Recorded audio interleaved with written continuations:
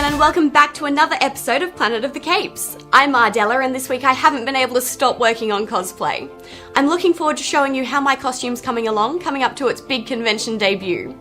I'd also love to share some tips for attending conventions to make sure you get the best possible experience. There's lots to talk about, so let's get started.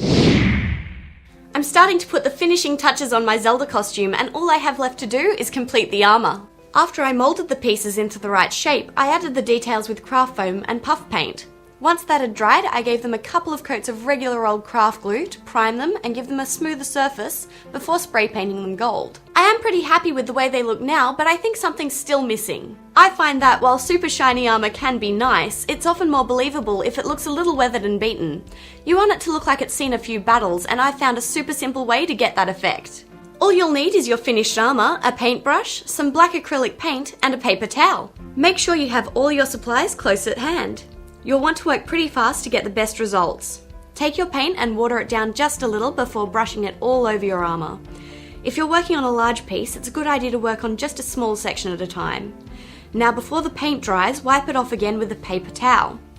The paint will stick a little in the crevices and leave a slight stain on the gold, making it look a little worn. If you want it to look even more beaten up, you can repeat the process once that layer has dried. I really love using this technique because it's so simple but very effective. All I have to do now is connect the armour pieces on a gold chain and my Zelda costume is ready for its first convention. Pop culture, anime and video game conventions are my favourite places to cosplay and I'm so excited to be attending one next week. This is my guide to preparing for a convention and getting the very best from your experience. I've been attending conventions for 6 years now and I've made every mistake from forgetting costume pieces to lining up in the wrong queue for half an hour. The first thing I learnt to do when packing for a convention that requires you to stay away from home is to get dressed into your full costume right before you pack. That way you know you have absolutely everything you need. Take your costume off and pack it directly into your suitcase. That way it's almost impossible to forget anything. I got lost a lot at my first couple of conventions because I was too shy to ask for help. It's important to remember that everybody is there because they love the same things you do. If you do need a hand, feel free to ask a member of staff or even a friendly looking fellow attendee. The new friends you make at conventions can be the best part. There's tons of things to see and do at conventions, so if there's something you particularly want to check out, be sure to make note of the place and time you have to be to plan around it.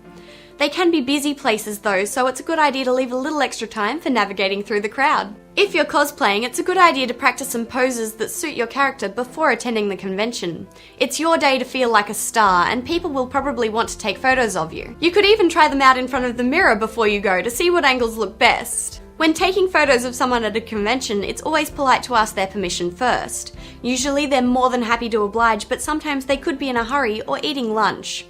If you're too shy to ask out loud, holding up your camera and giving them a smile works too. There's nothing left to do but have an absolutely fantastic time. With so many amazing things to do and so many awesome cosplayers to meet, conventions always seem to be over way too quickly. I hope my tips help you out a little, and if you have any other questions, feel free to drop me a line over at the Kapow Facebook page. I've been in a Game of Thrones mood recently, and while I was browsing cosplay images, a particularly amazing Daenerys caught my eye. Shay's costumes are really gorgeous because of her choice of fabrics and textures. She's also created some incredible Star Wars costumes, including the iconic Slave Leia bikini and an impressive Jaina Solo. One of my favourites of hers is the Sally Jupiter costume. She got the hairstyle just right. I'm not sure if it's a wig or her real hair, but either way, I'm a little jealous. I've really enjoyed browsing through her works, and I love seeing her little dog wearing an in-progress Loki helm. Too cute. That's all for this week. Right now I've got to prepare for the convention next weekend and I hope to see lots of you there. It's been so good sharing my cosplay making journey with you and I can't wait to show you the end results. I'd also love to see any cosplay creations you guys have been working on, so send them in and I'll see you next week.